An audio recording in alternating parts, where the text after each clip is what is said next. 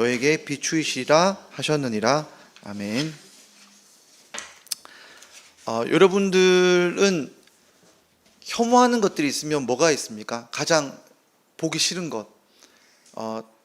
이걸 생각하면서 말하면 분명히 싫어할 걸 뻔히 알면서 제가 생각나는 것들이 여러 가지가 있었는데, 갑자기 캄캄한 방에 불을 딱 켰는데 사사삭 하면서 사라지는 것들이 있습니다. 바퀴벌레 있으면 되게 혐오스럽죠, 그죠? 또 때로는 이렇게 길을 지나가는데 구멍 사이로 쥐가 샥샥 지나가면 그것도 되게 보기 싫죠, 그죠?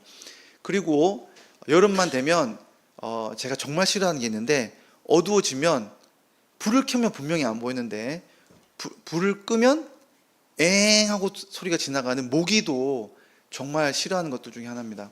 그리고 들판에 나가면 구멍에 숨어 있는 뱀도 정말 이렇게 우리가 싫어하는 것들 중에 하나죠.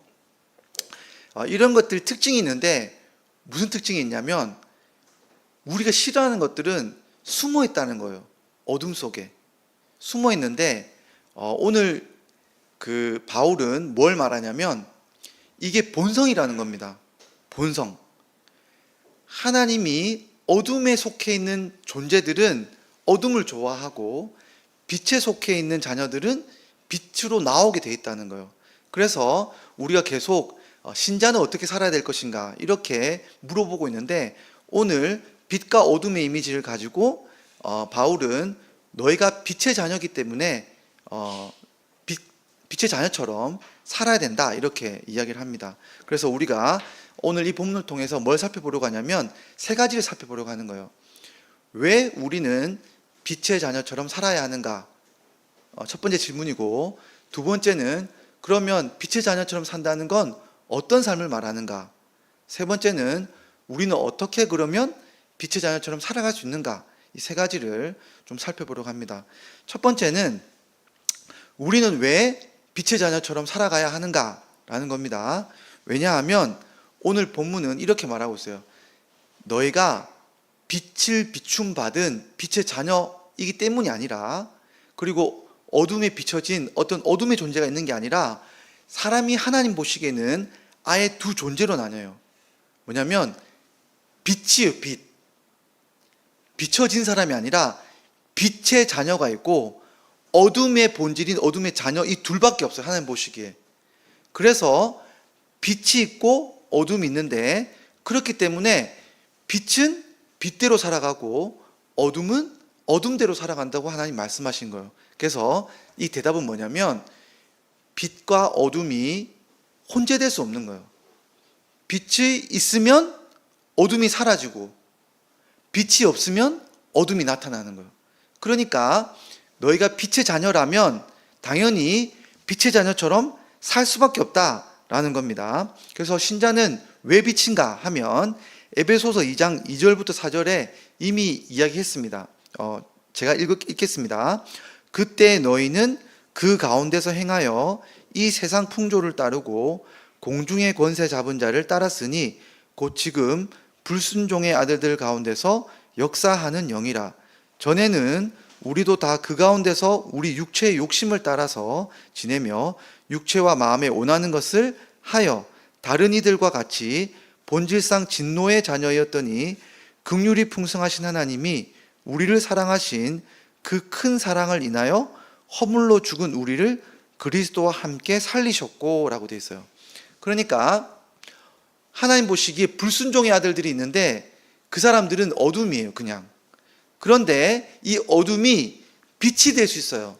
어떻게요? 빛이신 예수님과 하나가 되면, 함께 살림을 받으면 그 어둠의 자식들이 빛의 자녀가 되는 거예요. 아예 빛이 되는 거예요, 그냥 어둠이 아니라. 그래서 이미 너희는 빛이다 이렇게 선언을 했습니다. 그래서 오늘 8절에 이렇게 말하는 거예요. 너희가 전에는 어둠이었지만 이제는 주 안에서 빛이다. 빛의 자녀들처럼 행해라 이렇게 말하는 겁니다. 그래서 우리가 이런 삶들을 이야기하기 쉬운데 우리가 이걸 받아들여야 됩니다. 뭐냐면 예수 믿는 사람들도 똑바로 살 수는 없지 않냐? 예수 믿는 사람들도 못되게 살기도 하고 실수도 하고 하지 않느냐, 이렇게 이야기하는 게 우리 현실적으로 맞지만, 어떻게 말을 하냐면 빛은 빛이고 어둠은 어둠인 거예요. 그러니까 빛인데 어둠 가운데 살아갈 수 있는 게 아니라, 또 어둠인데 빛을 낼 수 있는 게 아니라, 그냥 빛은 빛이고 어둠은 어둠이기 때문에 그 자체로 분리가 된다는 것을 성경이 말하고 있습니다. 이게 어떻게 가능한지는 좀 이따 이야기 드릴게요. 그래서 요한일서 말씀은 이렇게 말하는 거예요. 만일 우리가 하나님과 사귐이 있다고 하면서 어둠 가운데 행하면 거짓말을 하고 진리를 행하지 않는 것인데, 그가 빛 가운데 계신 것처럼 우리도 빛 가운데 행하면 우리가 서로 사귐이 있는 것이고, 그 아들 예수의 피가 우리를 모든 죄에서 깨끗하게 하실 것이다. 그러니까 분명한 결과물이 있어요. 우리가 빛의 자녀고 빛의 교제를 나누고 있으면 당연히 우리 삶도 빛이 드러나게 돼 있다는 거예요. 그래서 만약에 우리가 예수님하고 사귐이 있는데 난 지금 빛에 속했지만 내 행동만 이래, 내 행동만 어둠이야, 이건 거짓말이라는 거예요. 이게 있는 게 아니고, 예수님하고 사귐이 있으면 반드시 빛이 드러나게 돼 있고, 우리가 어둠의 행동이 드러나고 있다면 우리가 지금 어디에 속했다는 거예요? 어둠에 속해 있는 교제를 하고 있다는 거예요. 그러니까 우리의 존재와 행동, 결과물이 서로 안 맞을 수 있다는 그 전제를 받아들이면 안 된다는 거예요. 그래서 어떻게 해야 되느냐? 빛은 빛이고 어둠은 어둠이기 때문에 너희가 빛의 자녀이니까 너희의 삶도 뭐예요? 빛이어야 한다라는 이 결론을 우리는 받아들여야 됩니다. 자, 그러면 두 번째 질문에 갑니다. 빛의 자녀처럼 산다는 게 뭘까? 라고 했을 때 9절 말씀을 말해주고 있습니다. 9절 말씀을 다 함께 읽어볼게요. 시작. 빛의 열매는 모든 착함과 의로움과 진실함에 있느니라. 자, 빛의 자녀처럼 산다는 것은 빛의 열매를 맺는 거예요. 빛의 열매는 세 가지입니다. 뭘까요? 착함, 선함, 그 다음 의로움, 그 다음 뭐예요? 진실. 이 세 가지입니다. 이 세 가지를 우리가 살펴볼 텐데, 이것을 보통은 어원을 따져서 이 의미를 우리가 살펴볼 수도 있어요. 그런데 제가 보기에는 이 문맥에서는 이 이미지를 들어서 설명하는 게 좋을 것 같아요. 빛의 이미지. 자, 그러면 선함이라고 하는 것은 뭔가? 라고 했을 때 우리가 처음 살펴봤죠. 빛이 드러나면 어둠의 존재들은 어둠으로 사라지고 빛의 자녀들만 남는 거예요. 선함이라고 하는 것은 빛이 드러날 때 좋은 것들만 하나님 앞에 나오게 되어 있습니다. 이것이 요한복음에 어떻게 되어 있냐면 예수님이 이렇게 말씀하셨어요. 악을 행하는 자마다 빛을 미워해서 빛으로 오지 아니하나니 이는 그 행위가 드러날까 함이요 진리를 따르는 자는 빛으로 오나니 그는 그 행위가 하나님 안에서 행한 것임을 나타내려 함이니라. 그러니까 여러분, 하나님의 빛이 비칠 때 어떤 일이 벌어지냐면 빛에 속해 있는 사람들은 그 빛으로 나와요. 하지만 어둠에 있는 사람들은 하나님의 빛이 비치기 때문에 더 어둠 안에 숨어버린다는 거예요. 그래서 예수님께서 이렇게 말한 거죠. 이 땅에 있는 죄가 큰 게 있는데 빛이 어둠에 비치는데 그 빛을 거부한 것이 죄라는 거예요. 여러분, 우리가 이걸 많이 경험해요. 여러분, 한 주간 동안 잘 살면 교회에 나오는 게 떳떳하죠. 근데 우리가 한 주, 두 주 교회 안 나오고 또 우리 삶이 어려우면, 잘 못 살면 교회 안 나오고 싶죠. 왜 그러냐면 하나님 빛이기 때문에 그래요. 우리 본질이 알고 있는데, 우리의 본질이 뭐냐면 우리의 본질이 어둠에 있을 때 하나님 앞에 나오기 싫어해요. 그런데 빛인 걸 우리 영혼이 알기 때문에 그래요. 그런데 우리가 빛에 속해 있으면 빛으로 나오길 기뻐해요. 그러니까 선함이라고 하는 것은 뭐냐면, 착함이라고 하는 것은 뭐냐면 우리 인간적인 내용을 말하는 게 아니에요. 뭐냐면 하나님께 나오는 것이 선한 거예요. 하나님 빛에 앞에 나오는 것이 착한 것이고 선한 것이에요. 그리고 하나님 앞에 나온 사람들이 선해지는 거예요. 그렇기 때문에 여기 나와 있는 빛의 어둠의 이미지 속에서 선함이라고 하는 것은 빛 가운데로 나오는 것이 곧 선한 것이라는 뜻을 말하는 겁니다. 자, 그 다음에 의로움에 대해서 보겠습니다. 의로움. 자, 의로움이 뭐냐 하면 이것도 빛과 어둠의 이미지로 보겠습니다. 여러분 예전에 이렇게 말하면 좀 그렇지만 제가 결혼하기 전에 혼자 살았거든요. 당연히 혼자 살았겠죠. 자취를 했는데 오피스텔에 혼자 살았는데 제가 이제 계약 기간이 끝나고 다른 사람이 와서 이제 제 집을 계약을 하고 들어오려고 한 거예요. 근데 처음 왔을 때 제 방을 보고 이렇게 깨끗하게 사니까 너무 제가 여기 집에 와서 좋다. 그러면서 계약을 잘했어요. 이제 들어왔거든요.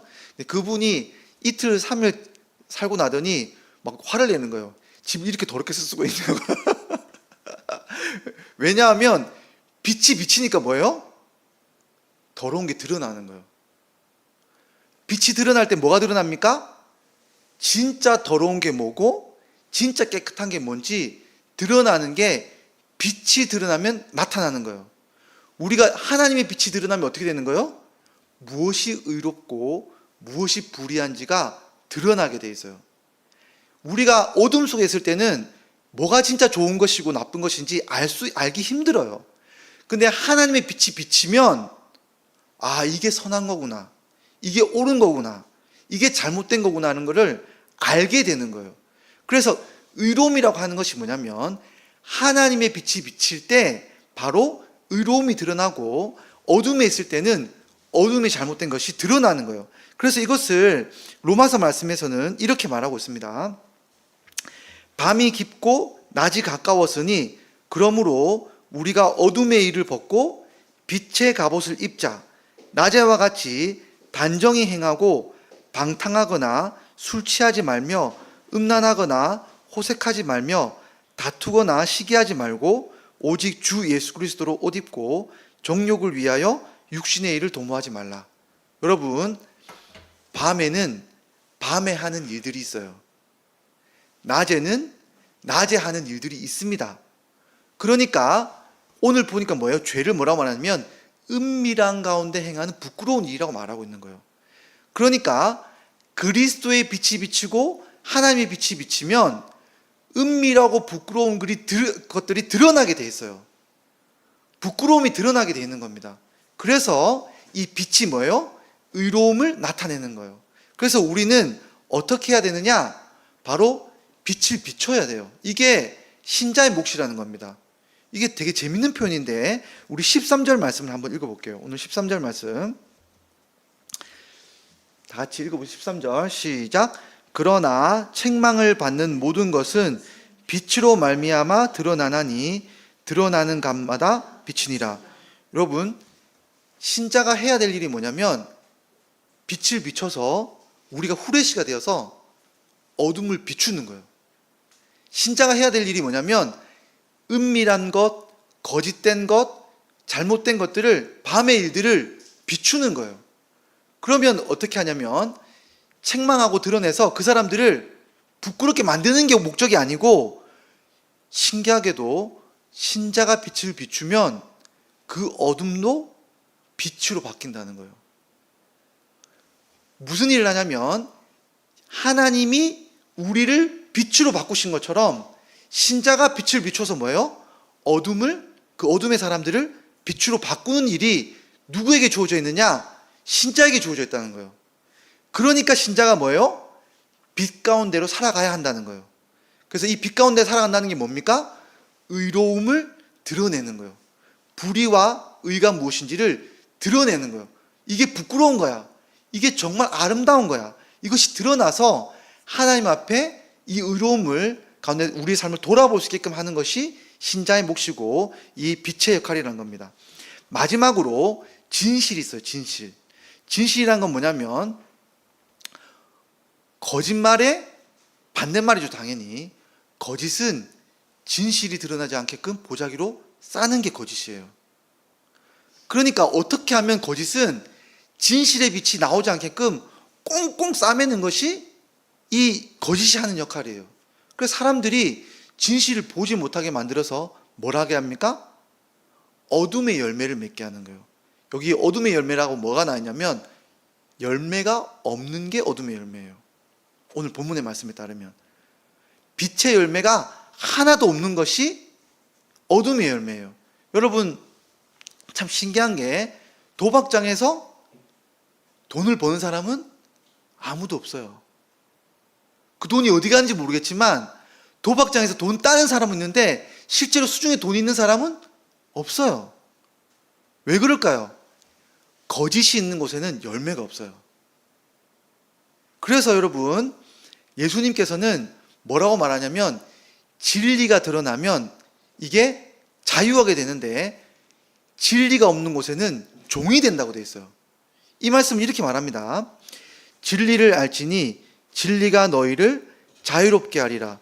그들이 대답하되 우리가 아브라함의 자손이라 남의 종이 된 적이 없거늘 어찌하여 우리가 자유롭게 되리라 하느냐. 예수께서 대답하시되 진실로 진실로 너희에게 이르노니 죄를 범하는 자마다 죄의 종이라. 종은 영원히 집에 거하지 못하되 아들은 영원히 거하나니 그러므로 아들이 너희를 자유롭게 하면 너희가 참으로 자유로우리라. 여러분 거짓말이 있는 곳에 뭐가 있냐면 그 사람을 속여서 종이 되게 만드는 게 거짓말의 목적이에요. 그런데 진리가 있는 곳에는 뭐가 있습니까? 자유가 있어요. 속지 않기 때문에 종에서 벗어나는 자유가 있는 거예요. 그래서 예수님이 뭐라고 하냐면 내가 진실이고 진리이기 때문에 내가 있는 빛이 비치는 곳에는 뭐예요? 너희가 풀려나는 일이 있을 거라는 거예요. 그런데 이 말을 하니까 유대인들이 뭐라 그럽니까? 우리는 종이 된 적이 없다. 우리는 누구의 종이 된 적이 없는데 무슨 말 하느냐? 그렇게 말했더니 예수님이 그러니까 너희가 거짓에 속고 있는 거야. 진실을 아는 사람이라면 내가 종이라는 것을 깨닫게 돼. 내가 종처럼 살고 있다는 걸 알게 되는, 매일의 삶이 속아서 사는 삶이라는 걸 우리는 알게 돼요. 세상에 속고 내 육체에 속고 사람들에 속아서 사는 것이 우리 인생이라는 걸 알게 돼요. 그런데 예수님이 빛을 비추고 진리를 비춰주면 죄에서 벗어나야지만 우리가 자유롭게 된다는 걸 알게 돼요. 그래서 예수님이 빛을 비추는 사람은 뭐예요? 죄가 사라지고 죄에서 자유함을 얻어서 종에서 벗어난 그 진리를 보게 되는 거예요. 그래서 예수님이 이렇게 말한 겁니다. 빛이 비추면 어떻게 된다고요? 그 사람에게는 세 가지가 일어나는데 선함이 드러나고 의로움에 눈이 생기게 되고 그 사람이 자유하게 되는 거예요. 이게 빛의 역할이에요. 그런데 이러한 삶을 내가 빛의 자녀에게 줬기 때문에 빛의 자녀인 너희도 어떻게 살아라는 거예요? 이걸 누리며 살아야 된다는 거예요. 우리가 뭘 잘해야 된다는 게 아니라 너희가 누리며 살아야 된다는 거예요. 빛 가운데로 항상 나오고 항상 의로움과 불의가 뭔지 더욱 선명해지고 그래서 내 가운데 죄가 사라지면서 오히려 자유하게 되는 그 자유를 누리는 삶이 빛의 자녀처럼 살아가는 삶이고 그렇게 살아갈 때 이웃에게 그 빛이 비춰진다는 거예요. 이게 신자로 살아가는 삶이에요. 이게 신자로 살아가는 삶인데 우리가 마지막 질문을 던질 겁니다. 그러면 우리가 어떻게 그러면 이런 삶을 살 수 있을까요? 라고 했을 때 두 가지 말씀을 하세요. 첫 번째 10절 말씀 우리 한번 읽어보겠습니다. 10절 말씀 시작. 주를 기쁘시게 할 것이 무엇인가 시험하여 보라. 여러분 주님을 기쁘시게 할 게 무엇인지 시험해 보는 거예요. 이게 재밌는 건데 우리가 예수 믿으면 단번에 의로움과 하나님 앞에 빛이 무엇인지 알게 되는 게 아니고 우리는 과학자처럼 삶을 통해서 하나씩 하나씩 실험을 해보는 거예요. 이렇게 보면 하나님이 기뻐하실까? 이렇게 하면 그 빛이 비칠까? 이것들을 우리 삶에 실험을 해보는 거예요. 그랬을 때 이렇게 했더니 내 안에 선함이 드러나네? 이렇게 했더니 내가 의로움의 지식이 풍성해지네? 이렇게 했더니 내가 자유로워지네? 라는 걸 내가 체험을 하게 되면 여기에 빛이 있구나를 알게 된다는 거예요. 시험을 해보라는 거예요. 그래서 이것을 통해서 하나님이 우리 삶을 어떻게 인도하는지를 깨달아가는 거예요. 그래서 마치 기드온의 삶과 같은 거예요. 기드온처럼 하나님 정말 내가 저 군대를 이길 수 있을까요? 했을 때 양털에 물이 가득할지, 아니면 양털은 물이 없고 그 주변에 풀만 물이 가득할지, 이런 것들을 하나님께 요구해 보는 거예요. 우리 삶을 통해서. 그럼 하나님이 진짜 우리 삶을 인도해 주시는 것들이 있어요. 여러분, 개척교회를 하면서 놀라운 일이 있는데, 여러분은 잘 모르지만 참 묘하게 성도들이 얼마 없으니까 힘들 거 아니에요, 재정적으로. 그죠? 근데 여러분, 헌금하지 말라는 말은 아닙니다. 묘하게 예상치도 못한 사람들이 헌금을 해요.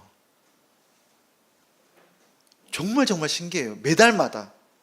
여러분, 이게 한 달 그치는 게 아니라 매달마다 하나님이 예상치도 못한 지체들을 통해서 후원을 해줘요.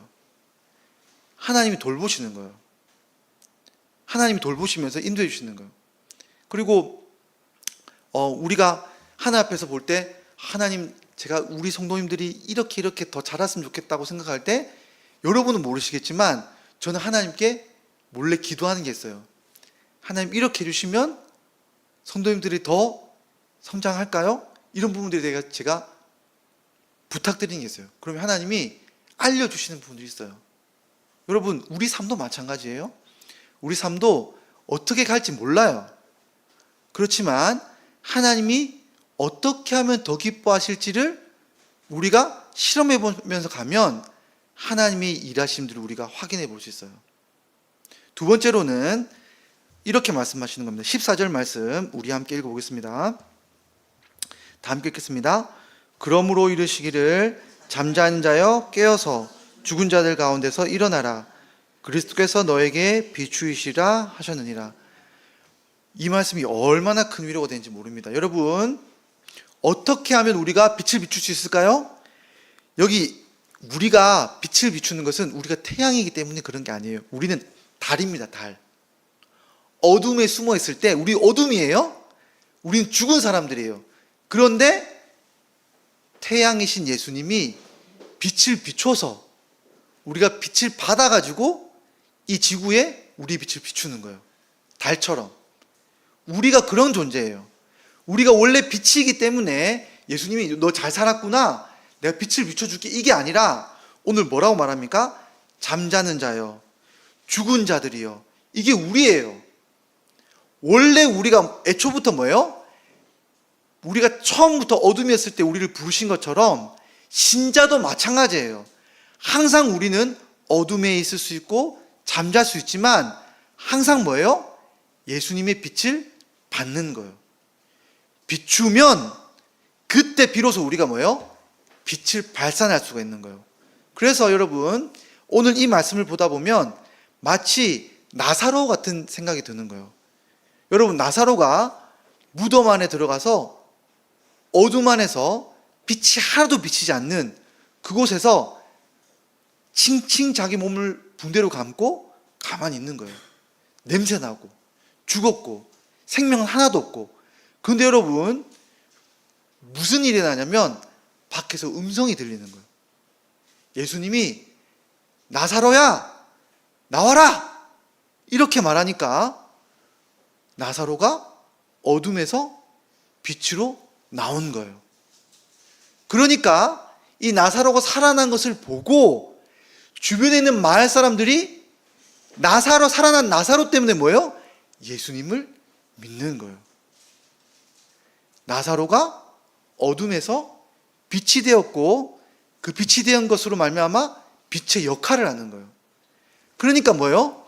예수님이 지금 우리에게 뭐라고 말씀하시냐면, 아까 말했죠. 선함이라고 하는 것은